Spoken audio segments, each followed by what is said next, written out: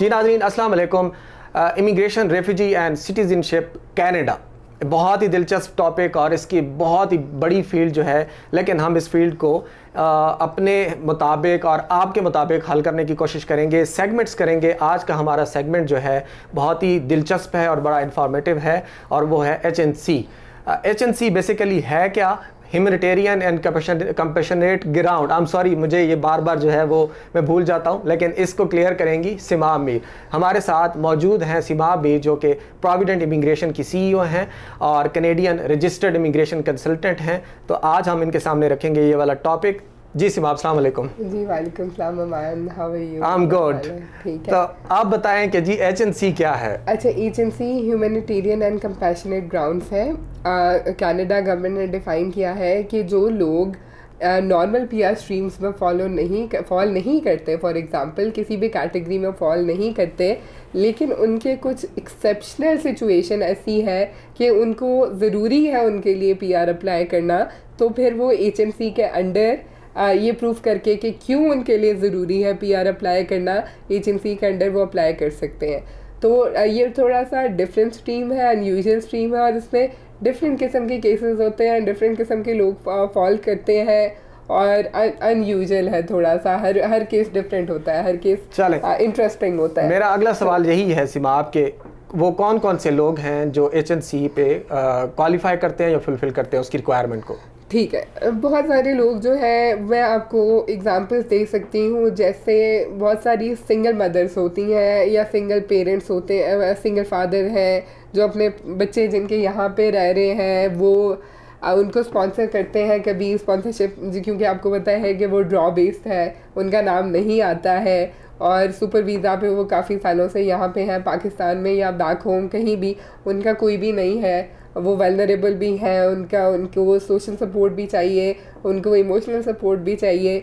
तो इस सिचुएशन में हम उनके लिए HNC की एप्लीकेशन डालते हैं। जो विडो और सिंगल मदर्स हैं या फादर्स हैं, उनकी सक्सेस रेशियो HNC के थ्रू बहुत अच्छा है, क्योंकि कैनेडियन गवर्नमेंट भी ये बात समझती है कि फैमिली रीयूनिफिकेशन कितनी इम्पॉर्टेंट है और कितना इस पे एम्फसाइज करते हैं ये लोग। तो ये पेरेंट्स के लिए अच्छी कैटेगरी है।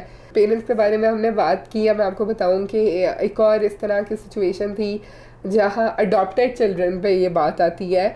अब अडॉप्शन तो कनाडा अलाउ करता है कि अगर आप किसी यहाँ रहते हैं और आपने कोई बच्चा कहीं से अडॉप्ट किया तो आप उसको स्पॉन्सर कर सकते हैं, लेकिन वो सिर्फ उन कंट्रीज़ पे अप्लाई होता है जो कंट्रीज़ अलाउ करती हैं अडॉप्शन को। अब जैसे फॉर एग्जांपल पाकिस्तान है, तो वहाँ से अडॉप्टेड चिल्ड्रन जो है वो आप उनको स्पॉन्सर नहीं कर सकते क्योंकि पाकिस्तान अलाउ नहीं करता।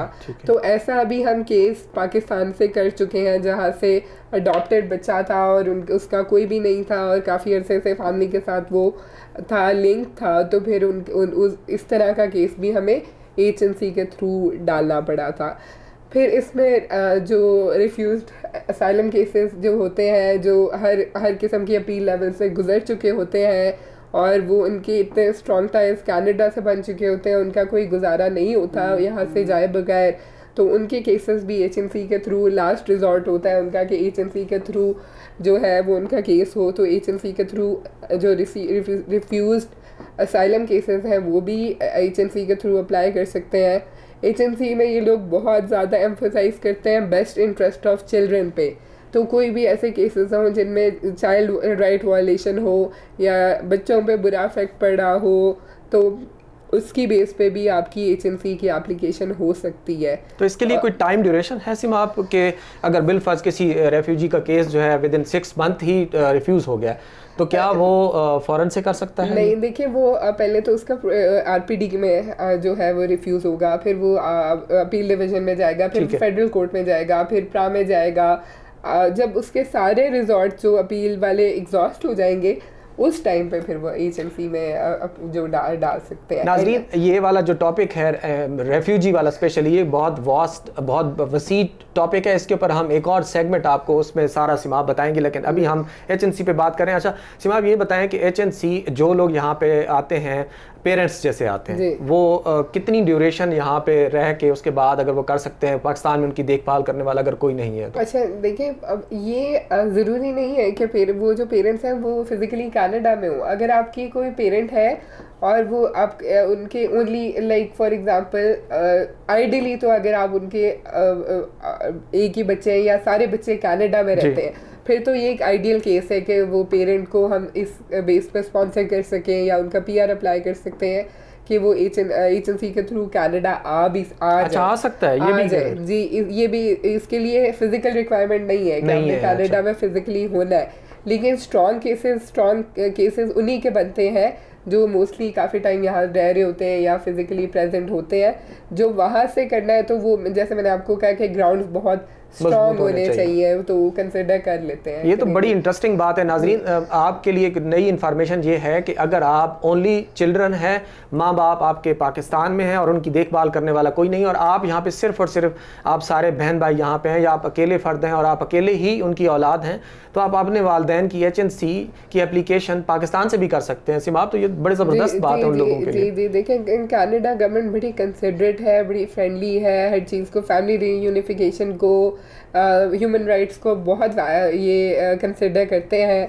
तो इन्होंने ये एक और स्ट्रीम भी निकाली हुई है कि जो लोगों को फुली फैसिलिटेट कर सकें किसी ना किसी तरीके से। तो सिमाब, फिर जो कनाडा में मौजूद नहीं है माँ बाप, उनके लिए रिक्वायरमेंट क्या होगी? बेसिकली वो कौन कौन सी ऐसी चीज़ें प्रेजेंट करनी पड़ेंगी जिसकी वजह से उनका केस एक्सेप्ट होने के चांसेस होते हैं यहाँ पे? देखिए, ऐसा है कि यही टर्म्स हमने उनको पोर्ट्रे करनी है कि वो जो बंदा है वो सोशली और मेडिकली इतना वल्नरेबल है कि वो ख़ुद को या सोसाइटी उसको सपोर्ट नहीं कर सकती, और अगर वो उनको काफ़ी डैमेज होगा मेंटली भी सोशली भी, वो एक वल्नरेबल पर्सन है तो, और उनका कोई वहाँ पे सपोर्ट सिस्टम नहीं है। और वैसे भी पाकिस्तान में सोशल सपोर्ट सिस्टम तो वैसे जो NGOs वगैरह हैं वो इतनी कोई वो अच्छी नहीं है, कॉम्पिटेंट नहीं है, तो ये चीज़ें इस्टेब्लिश करनी होती हैं। और फिर जो यहाँ का बच्चा है जो उनको बुला रहा है, जो स्पॉन्सर कर रहा है, उनकी भी जो फाइनेंशियल सिचुएशन है वो भी मैटर करती है कि वो कुछ इतनी इस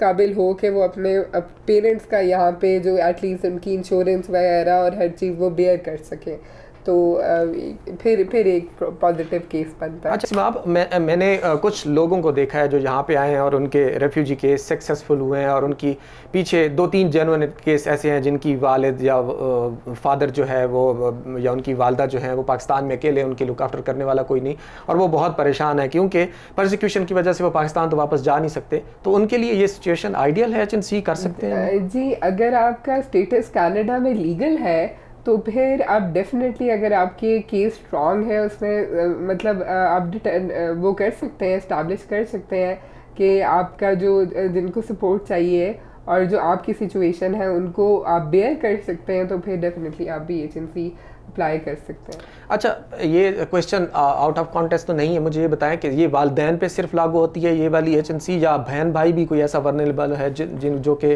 पाकिस्तान में है और अकेला है? हाँ जी, जैसे माइनर चिल्ड्रन है, जैसे अब आप अपने बहन भाइयों को तो स्पॉन्सर नहीं कर सकते, ठीक है, पेरेंट्स के अंडर कर सकते हैं। जैसे पेरेंट्स को करेंगे और वो बच्चे छोटे होंगे तो वो उनके एज ए डिपेंडेंट आ जाएंगे। लेकिन फॉर एग्जांपल आपके पेरेंट्स की वफात हो जाती है और आपके बहन भाई छोटे हैं और वो आप पे से सोली आप पे डिपेंडेंट हैं, तो इस तरह के केसेस में भी आप HNC के थ्रू उनको बुला सकते हैं। नाज़रीन, बहुत ज़्यादा अच्छी इन्फॉर्मेशन आज आपको मिली, और आप ये ज़रूर इसको नोट करें, इस सेगमेंट को ज़रूर देखें और इसमें देखें कि अगर आपके ऊपर ये वाली सिचुएशन लागू होती है, अगर आपके वालिदैन पाकिस्तान में अकेले हैं, आपकी वालिद या आपकी वालदा कोई भी एक बंदा उनमें से अकेला है और आप यहाँ पे हैं और वो आप उनको नहीं बुला सकते, तो आप HNC कर सकते हैं। रेफ्यूजी वो लोग जो इस प्रोग्राम को सुन रहे हैं वो भी अप्लाई कर सकते हैं। इवन आपको सिमाब ने बता दिया कि आपके कोई छोटे बहन भाई हैं और आपके वालिदैन नहीं हैं, तो आप उनको भी स्पॉन्सर कर सकते हैं। सो आप हमारे इस चैनल को ज़रूर देखते रहिए और आप प्रोविडेंट इमिग्रेशन के साथ जुड़े रहिए, क्योंकि सिमाब आपको वो इन्फॉर्मेशन दे रही हैं जो आपको कोई आम से बंदे जो हैं वो बैठे हुए यूट्यूब पे दे रहे हैं, जिनकी कोई प्रोफेशनल बैकग्राउंड नहीं है, जिनके पास कोई लाइसेंसिंग नहीं है। सो एक पैट किस्म की इन्फॉर्मेशन, एक बहुत ज़्यादा मौसर इन्फॉर्मेशन आपको कहाँ से मिलेगी? वो सिमाब से मिलेगी, और ये सेशन आप हमारे देखते रहेंगे, तो हमारे साथ रहिए।